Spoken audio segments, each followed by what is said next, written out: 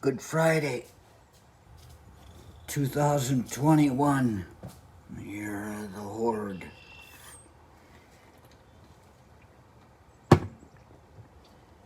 I was just thinking about that. 2021. I said, my good golly, is that a prime number? Prime numbers are big years for me. Good things happen. And, so I decided to do the math. I said, well, 2021, it's obviously not going to be divisible to an integer by the number 2. But 21, that 3, you get a 7. And how's the 2,000 years before that work? So I did the 2021 divided by 3. That's the only other thing that could be divisible to an integer is by a 3. And I realized suddenly the calculated man knows that 2021 divided by 3 is 673.666. The calculated man knows.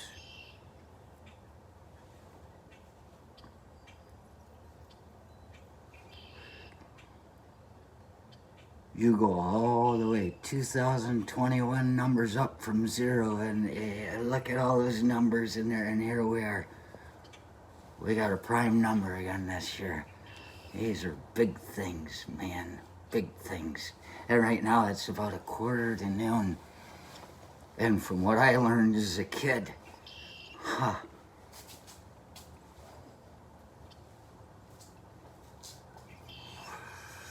the Christ was on the cross between noon and 3 in the afternoon. 12 to 3, that's the Catholic Church loves their numbers, you know, they gotta stay on schedule. Yeah, 3 hours is up there. So what's happening at 11:45? That's the part we don't ever see. Right now, he's in there, he's standing there, he's been having the shit beat out of him, you know, all night, and whip him, you know. How about they're setting him up for the crown of thorns, they're giving him a pep talk, they're like, you're gonna carry that cross, motherfucker, you're gonna carry it. These people are gonna cheer and scream, some of them will throw rocks, that means they like you. And he's like, yeah, oh God, that hurts like a son of a bitch, it's getting in my eyes, the blood and the sweat and the tears, who knows what. It's probably great with a little ochre to do a painting, you know, and mix it all up. Gotta have the ochre for the Mardu Aborigines, sleeping, dreaming gods. You know, you get some religion from everyone in that.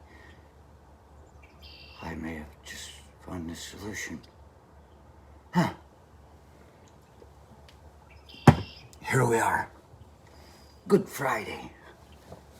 I'm sure he didn't think that way. This is Good Friday, this is shitty. Thank God it's Friday. Whoa, pin him up.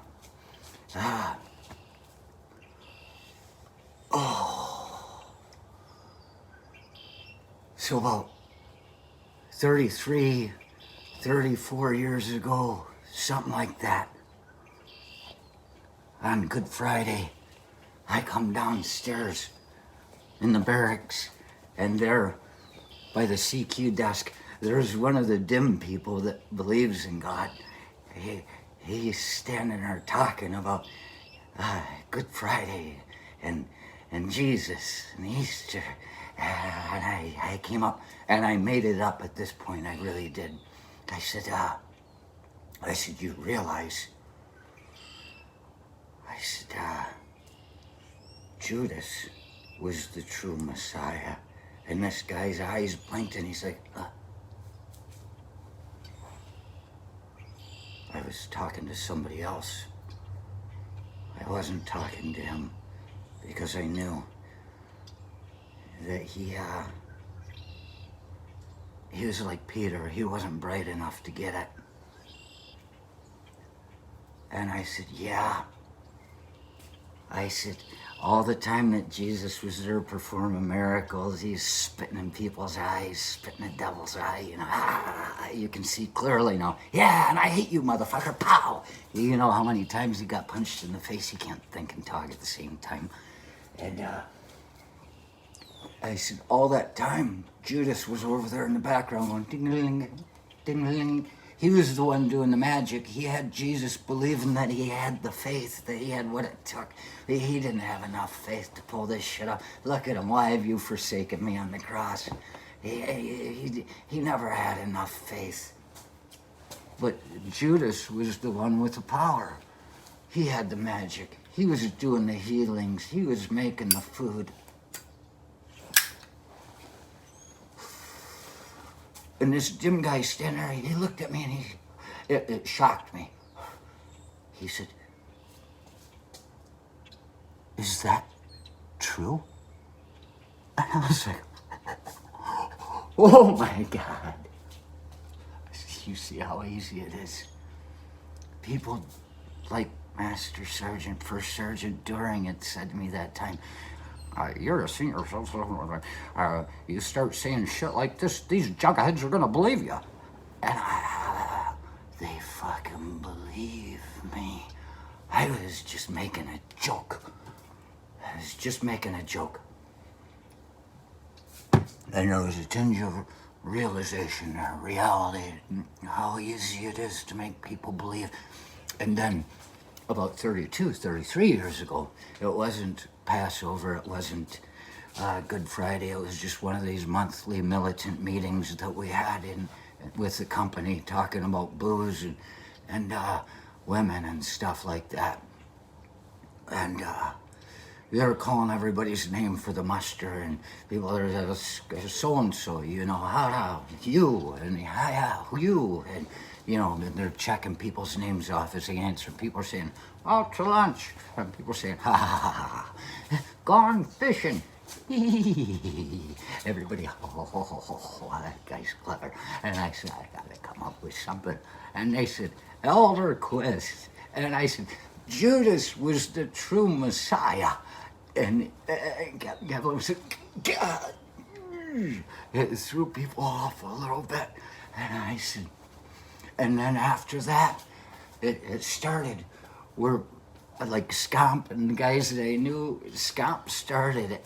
We'd be walking and coming up to Scomp, and he'd say, Judas. He was making a joke that I said something about Judas. Scomp was a Catholic also. He thought it was funny that I talked about Judas. But as time went by, the people that didn't know me from the inner circle,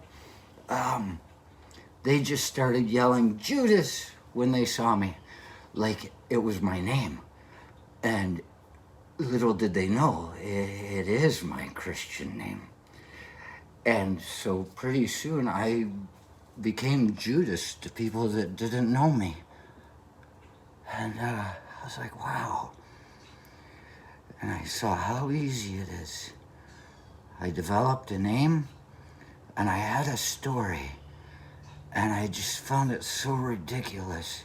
And then I'm watching something on Passover just now, and they're talking about how, you know, in the Bible, you know, it'll start on the 10th day of the month, and you can't eat leavened bread, and you gotta eat this fucking lamb, you gotta put its blood, and you gotta, and it'll end on the 14th. And I'm sitting there going, there are the numbers again. There are the numbers. Why are these fucking people so dead set on their numbers? It's like they're planning a damn revolution or something.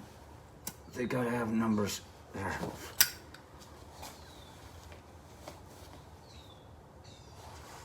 And it took me to that guy who was the one that held the title of president for a while. How he was saying, I can't make it. Big day on the 6th. It's going to be a big day on the 6th of January. Can't do that. No, you remember, we're all going to be there the 6th. It's a big day. And he's setting up dates. And it's like, oh, I realized that's how it goes. That's how easy it is.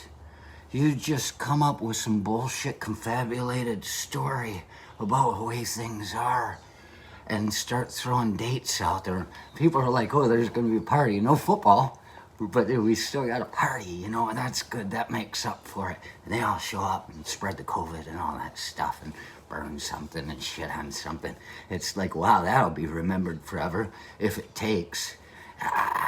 It's still hard to say whether that thing's going to take. But it's that easy. And you look at L. Ron Hubbard with the Scientologists. And this is one of those religions that we have people that remember when it started walking the planet right now. It was just books. He's writing stories, ha ha ha. And he just realized, yeah, I can make some pretty good money off of this. And he did the same thing that all the other religions and all the politics did. He just acted like it was real. And it's taken up. People, they can see it, but if they're told, if they're believers, they just turn away. Blah, blah, blah, blah, blah, blah. I can't hear you. There are people that do that. And you go, what the hell, man? And other religions are against Scientology because, well, can't have them getting in the way of their stuff. There's only so much money to go around, and you can't really hold power if the money's getting shared. And it makes me think of the separation between church and state. It's the same thing. Politics, their own little story without God. They need God. They need to kind of link up with some God so that the people are like, well, I have faith, I have some inner need to believe in something. And they've not met yet themselves, so they can't believe in themselves. They need somebody else to tell them what to believe in. And the reason that church and state also are not together is because they know, both of them know, if we're to have a fight, none of us are going to win. This is going to be what they call a Pyrrhic victory. That King Pyrrhus who went in and he won the war, supposedly, but he lost everything in the process. It's when an immovable object meets an unstoppable object meets an immovable force. They tear each other apart, and there's just nothing but this black dust which they suck up into themselves and fucking get lost. There's nothing left. And so church and religion, they're like, oh, okay, and we'll use you when when we need you, and if we can do anything for you that we're willing to do, let us know. Otherwise, we're not going to do it. And so they're wise enough to keep from fighting each other, and they both hold their own power, and both sides think they're the one in charge. That's the big ruse, like they got more power over the people than the other one does, and that. So they're wise enough to do that. Yet here we are. We've got Republicans, Democrats, and then all these other little things that are down there, like Jesus and his people that need to come up yet, or just waiting for the right moment, maybe between the 10th and the 14th or something. And politics itself shows us why it is that there has to be a separation between church and politics and state. Because here we are, the politics are tearing each other apart. It's an example. That's why I guess we're just supposed to have a monarchy. If God is, again, for us, who can be against? Well, there's the devil type of thing. And the devil they made to look small, and he can never win. But we all know the only reason the devil didn't get to God was because he was too zealous Speed is the instrument of the devil. He didn't take the time. He was just rushing in there. He didn't care if he died in the process or not. He was trying, and there's that St. Michael guy just sitting there doing nothing, hiding in the corner, and he's like, this is my chance because nobody's paying attention to me because I'm so weak. And he came in and he killed the devil and sent him away, all this stuff. You know, it's about the idea.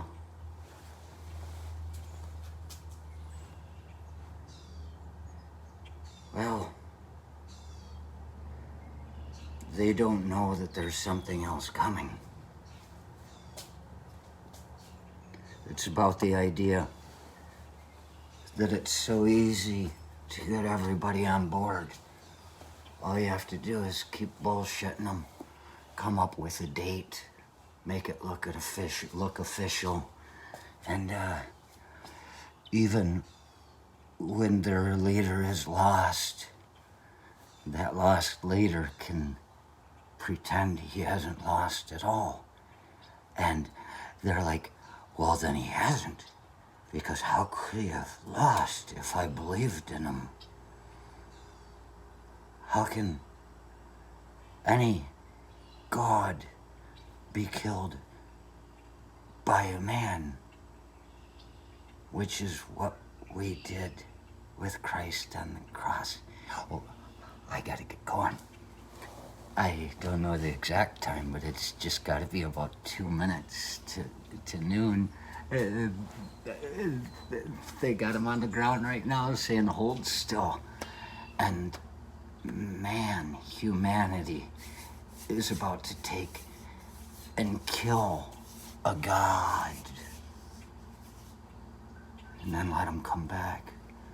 And then act like it's okay. If God is for us. It's so easy to start a religion. Be careful what you wish for. You might become it. It's Judas. It's Judas.